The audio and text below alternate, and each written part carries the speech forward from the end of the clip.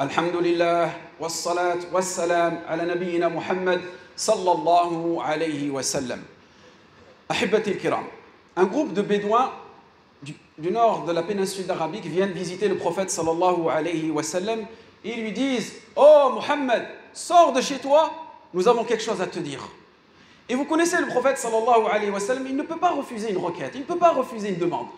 Donc il sort vers ces gens-là et ces gens-là lui disent: Oh Mohammed, nous avons cru en toi, nous sommes croyants. Et en réalité, ces personnes-là, elles ont manqué de respect envers le prophète sallallahu alayhi wa sallam, parce que le prophète sallallahu alayhi wa sallam, il était assis dans l'un de ses appartements et il vient déranger le prophète sallallahu alayhi wa sallam. Donc ces personnes-là, elles ont manqué de respect envers le prophète sallallahu alayhi wa sallam, étant donné que c'était durant son vivant. Mais il y a aussi une deuxième forme de respect que le musulman doit avoir envers son prophète sallallahu alayhi wa sallam, c'est lorsque le prophète sallallahu alayhi wa sallam est décédé, on doit respecter sa sunna, on doit respecter sa tradition prophétique, on doit respecter tout ce qu'il nous a inculqué, on doit respecter toutes ses paroles prophétiques, tous ses actes prophétiques et toutes ses approbations. C'est ça le respect de la sunna, c'est ça le respect du prophète sallallahu alayhi wa sallam, même s'il est décédé. Donc, Allah subhanahu wa ta'ala révèle un verset: Inna alladhina yunadunaka min wara'il hujurat aktharuhum la ya'qilun walau annahum sabaru hatta takhruja ilayhim lakana khayran lahum. Si seulement ces personnes-là avaient patienté jusqu'à que tu sortes vers eux. Mais malheureusement, ces personnes-là, c'était des bédouins. Les bédouins, généralement, l'ignorance et la dureté est l'une de leurs caractéristiques. Et c'est cette ignorance-là qui les a poussés à déclarer cette foi entière, cette foi complète. Et c'est pour cette raison qu'Allah subhanahu wa ta'ala va révéler un autre verset pour venir éduquer ces gens-là, éduquer leur comportement, éduquer leurs paroles, éduquer leurs actes. Allah révèle: قالت الأعراب آمنا قل لم تؤمنوا ولكن قولوا أسلمنا. Les bédouins déclarent avoir la foi complète. Dites-leur: vous ne nous avez pas cru entièrement à Allah subhanahu wa ta'ala. Vous êtes simplement devenus musulmans. Mais, Inch'Allah, la foi, elle va se compléter ultérieurement. Lamma yadkhul al-iman. Lamma harf lil-mustaqbal. Lamma yadkhul al-iman fi qulubikum. De ce verset, barakallahu fikum, Ahl al-Sunnah wal Jama'a ont tout simplement déduit que la foi était divisé en 3 degrés, en 3 niveaux, en 3 catégories. Le premier niveau de foi que toute personne possède, c'est cette foi minimale, cette foi basique que toute personne possède pour pouvoir rentrer dans notre religion. Mais ce niveau de foi, en réalité, il est très dangereux. Pourquoi? Parce que c'est un niveau de foi qui est minimal. Et à n'importe quel moment, tu peux glisser et te retrouver dans la mécréance. Et les personnes qui possèdent ce niveau de foi-là sont toujours vouées à commettre des interdictions, sont toujours voués à commettre des actes répréhensibles. Et ils ont généralement du mal à accomplir les actes obligatoires qu'Allah subhanahu wa ta'ala leur a ordonnés. C'est pour ça, lorsque vous parlez à certains de vos amis: viens prier, fais le ramadan, fais ceci, fais cela, il va te ramener plein d'excuses. Mais en réalité, qu'est-ce qui se passe? C'est que dans son cœur, il a un niveau de foi minimal. Il est à bout. C'est comme une personne qui roule en réserve. Elle a toujours peur que sa voiture tombe en panne, que son moteur le lâche. Pourquoi? Parce qu'une personne qui a l'habitude de rouler en réserve, qu'est-ce qui se passe? Elle encrasse son moteur. Dans son moteur, toutes les saletés, toutes les impuretés pénètrent dans le cœur, pénètrent dans ce moteur-là. Et un jour ou l'autre, ce moteur-là va le lâcher. Mais c'est pareil pour le musulman. Il y a des musulmans, ils sont nés musulmans. Il y a des musulmans, ils se sont convertis depuis des années, mais ils sont toujours avec ce niveau de foi minimal. Il n'a jamais pensé un jour: c'est quoi? Je vais essayer d'améliorer ma foi. Je vais essayer de passer à ce 2e niveau ou à ce 3e niveau. Non, ça fait 40 ans, il n'a jamais changé, il n'a pas évolué. Toujours le même. Donc c'est pour ça qu'il faut penser à évoluer, pas que professionnellement, pas que familialement, mais aussi spirituellement. C'est important pour le musulman. Donc le 2e niveau de foi, barakallahu fikum, c'est la foi obligatoire. Lorsque tu possèdes ce niveau de foi-là, tu peux accomplir tous les actes obligatoires qu'Allah subhanahu wa ta'ala t'a ordonné et t'éloigner de tous les actes interdits par notre noble religion. ces personnes-là, qui possèdent cette foi-là, généralement, elles ont une facilité à venir à la mosquée, à effectuer le ramadan, à faire le hajj, et ainsi de suite. Troisième niveau de foi, barakallahu fikoum, la foi complète. Al-iman ou al-mutlaq. La foi recommandée. La foi suprême. Et ceux-là, ahibbatil kiram, ils sont légèrement différents de nous. Ces personnes-là, elles viennent à la mosquée bien avant qu'on les appelle. Ces personnes-là, elles donnent de leurs biens, elles donnent de leur argent sans même que tu leur demandes. Ces personnes-là, elles jeûnent bien avant que le mois de Ramadan soit arrivé. Ces personnes-là, elles vont effectuer le hajj, même si elles n'ont pas les moyens. Elles sont prêtes à vendre leur maison, elles sont prêtes à vendre leur terre pour aller visiter la maison d'Allah subhanahu wa ta'ala. Voilà ce niveau de foi que nous devons atteindre, barakallahu fikoum. Et ces personnes-là sont les rapprochés d'Allah subhanahu wa ta'ala. Ces personnes-là sont les VIP. On aime être VIP dans cette dunya. On aime bien rentrer dans des endroits VIP. On aime bien quand la foule, elle est bondée devant toi et on t'appelle, toi tu peux passer VIP. Tu peux passer par le côté gauche. Parce que tu as un niveau. Tu as un niveau dans cette société. Et quel niveau tu as auprès d'Allah subhanahu wa ta'ala? Donc, cette foi, barakallahu fikum, il faut la préserver. C'est comme le moteur d'une voiture. Comment est-ce qu'on sait que cette voiture-là, c'est une voiture qui est puissante? En regardant sa carrosserie? Non, on regarde son moteur. Mais le musulman, c'est pareil. On regarde sa foi, on regarde son iman, on regarde sa relation qu'il a avec Allah subhanahu wa ta'ala, le lien qu'il a avec Allah subhanahu wa ta'ala, le fait que tout acte qu'il accomplit, il le fait uniquement pour Allah subhanahu wa ta'ala. Cette relation de tawhid entre lui et Allah subhanahu wa ta'ala. C'est cela sur quoi on doit travailler réellement. Et non pas sur les aspects extérieurs, barakallahu fikum. Pour venir appuyer aussi cette notion de foi, Allah subhanahu wa ta'ala nous dit dans le Coran ثم أورثنا الكتاب الذين اصطفينا من عبادنا فمنهم ظالم لنفسه ومنهم مقتصد ومنهم سابق بالخيرات. Et nous fîmes héritiers des élus parmi de ma communauté le livre d'Allah subhanahu wa ta'ala.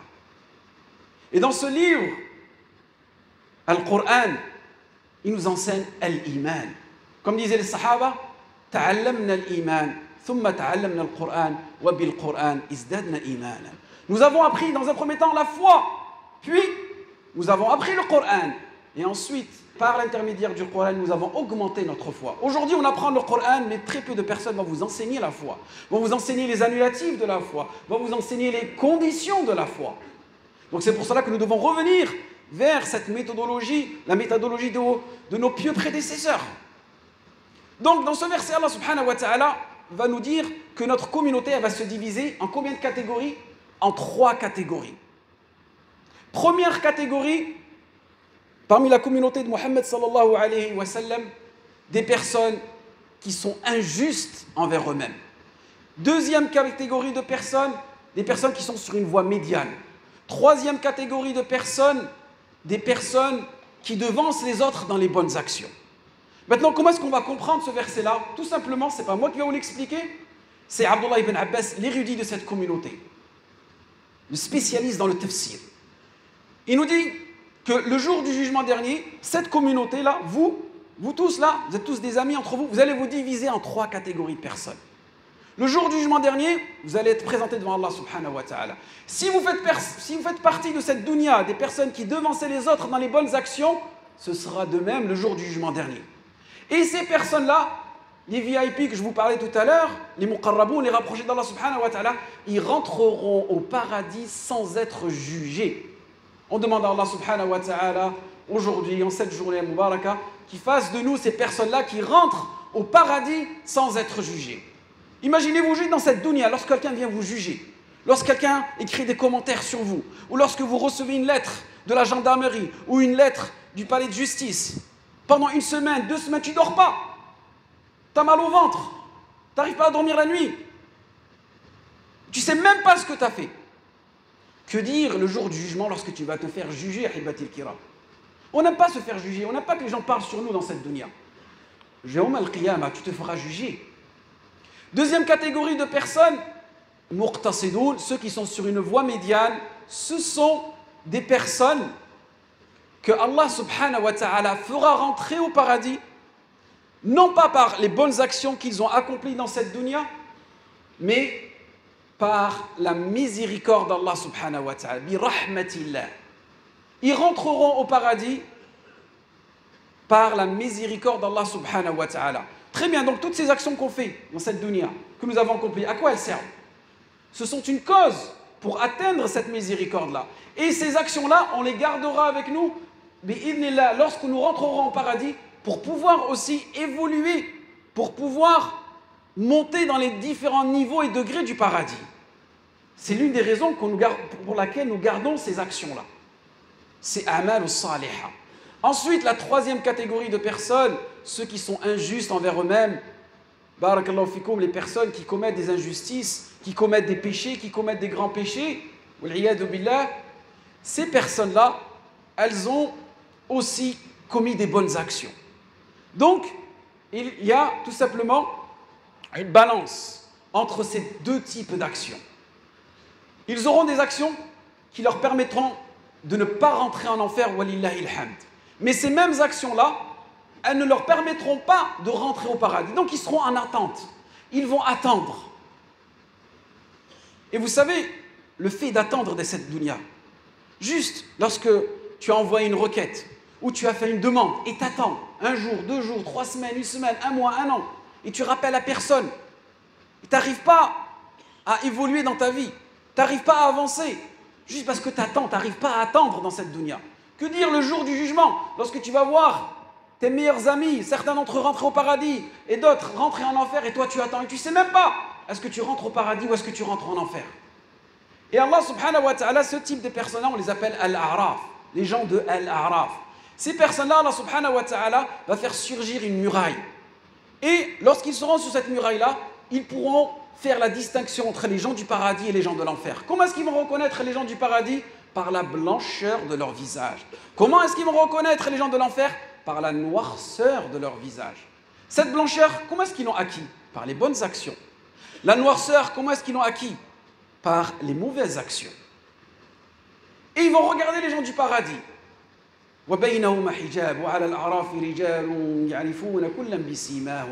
Ils vont les reconnaître. Et ils vont les interpeller.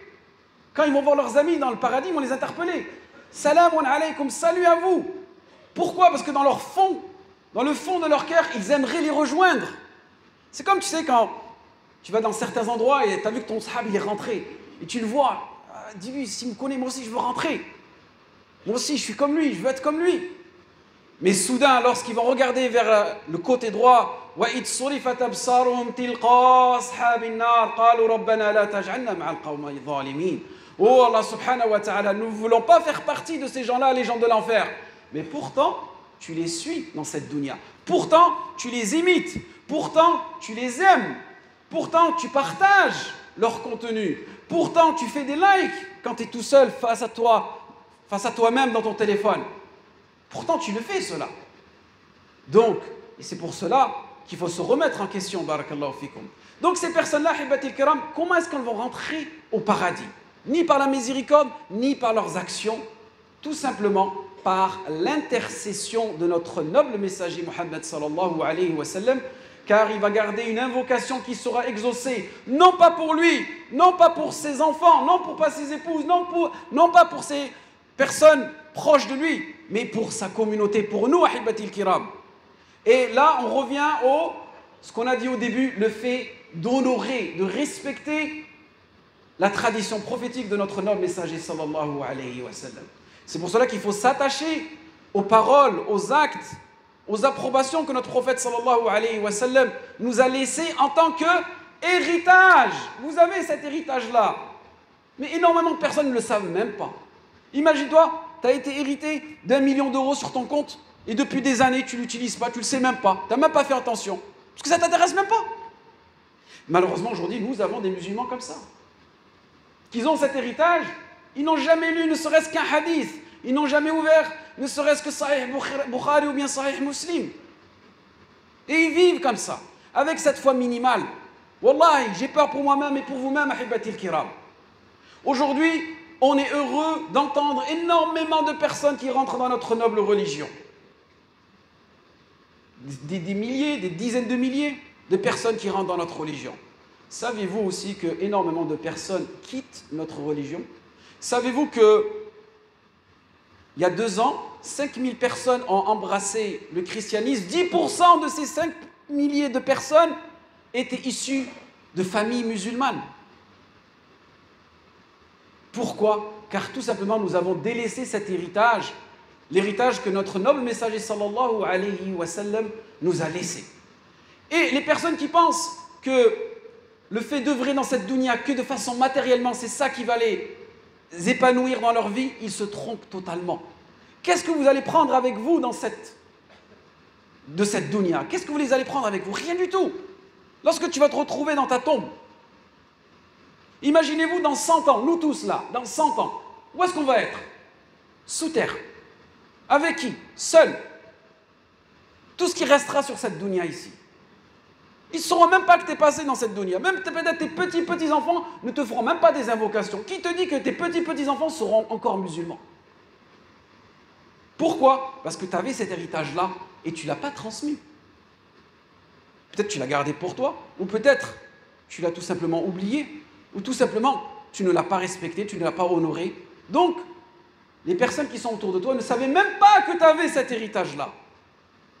Donc, barakallahu fikoum, méditez sur ces paroles, méditez sur ces versets-là. Souvenez-vous comment les Bédouins ont déclaré cette foi complète alors qu'ils ne la possédaient pas à cause de l'ignorance. Énormément aujourd'hui de personnes se considèrent musulmanes, walillahi alhamd. Mais, deuxième étape, quel niveau de foi as-tu? Pose-toi ces questions-là. En espérant que ce rappel a été bénéfique pour vous et moi. وفقكم الله لما يحب ويرضى. إن الله أمرنا أن نصلي على نبينا محمد صلى الله عليه وسلم كما قال في محكم التنزيل إن الله وملائكته يصلون على النبي يا أيها الذين آمنوا صلوا عليه وسلموا تسليما